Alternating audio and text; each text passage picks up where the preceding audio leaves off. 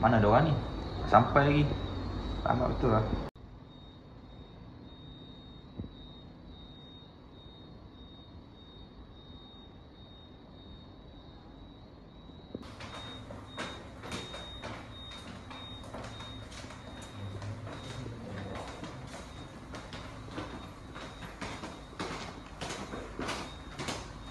Wili, maaf lambat. Ada hal sikit lagi.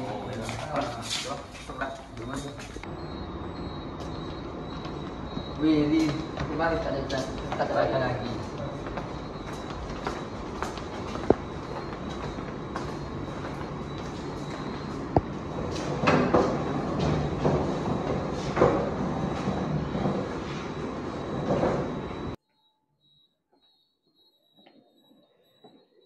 Assalamualaikum semua.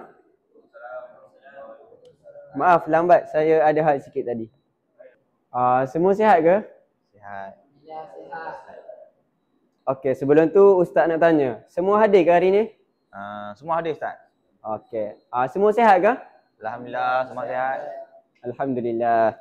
Okey, pertama sekali marilah kita berpanjat syukur kepada Allah Subhanahu Wa Taala sebab kita dapat berkumpul pada majlis ilmu kali ni. Okey, insya-Allah hari ni kita akan masuk bab baru iaitu sekularisme. Okey, Ustaz nak tanya, ada yang tahu ke sekularisme ni apa? Okey, kan?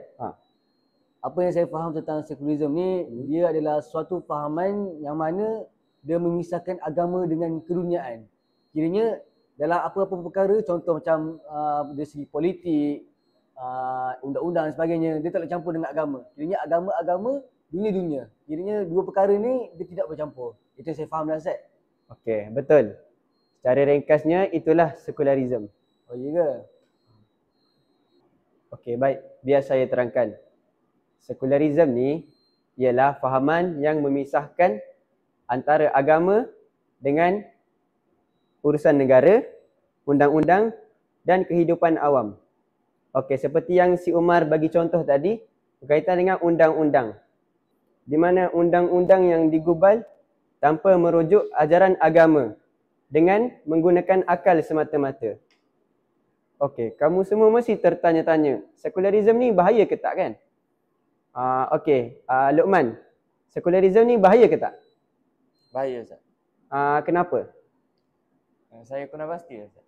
Okey, biar saya terangkan.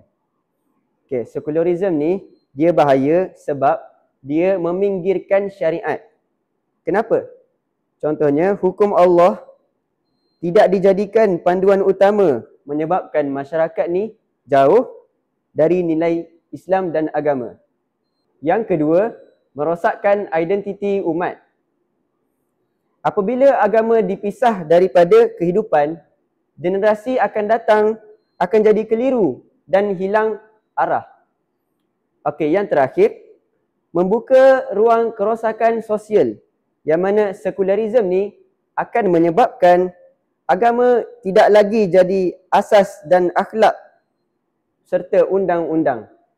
Okey, jadi itu saja untuk hari ini. Okey, saya nak tanya, ada siapa-siapa yang nak tambah ataupun kongsikan dengan kelas kita hari ini ke? Saya Ustaz.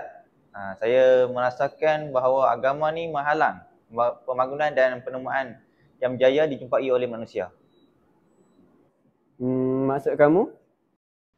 Maksud saya Ustaz, manusia dah jumpa teknologi perklonan seksual manusia. Tapi manusia tak boleh nak pakai disebabkan agama melarang. Sedangkan itu adalah teknologi hebat yang boleh membantu manusia. Oh, itu yang kamu nak kongsikan. Okey, baik. Saya terima. Weh Aziz, semalam kan kau sebut pasal sekular dengan Ustaz kan? Betul. Aku rasa pendapat kau, aku setuju je. Itulah, aku rasa pendapat aku tu okey je. Tu apa Ustaz marah? Tahu lah. Assalamualaikum. Salam. Waalaikumsalam. Duduk. Biar aku nak tegur sikit lah pasal kelas malam. Apa pula? Sebab bagi aku pendapat kau tu kau rasa sesuai ya.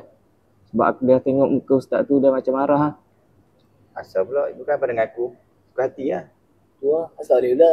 Biasa lah, setiap manusia mesti ada pendapat sendiri. So apa asal dia bagi pendapat orang pula?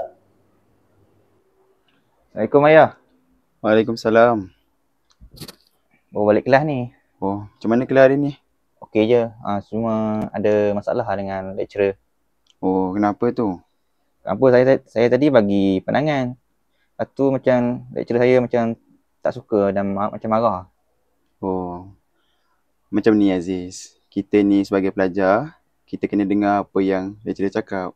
Sebab dia lagi pandai, dia lagi banyak pengalaman dalam dunia belajar ni. So apa-apa yang dia cakap, kita kena dengar. Okay? Baiklah ya. Nanti saya jumpa lecturer. Minta maaf. Okay, baik.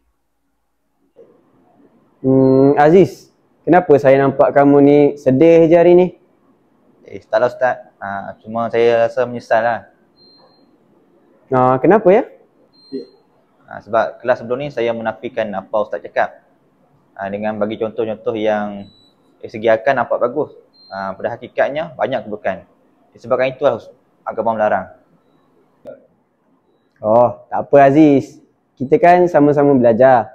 Saya tak ambil hati pun. Jatuh cinta memang manis. Tak mau waktu ini habis. Penuhilah hati ini, tak lagi sendiri.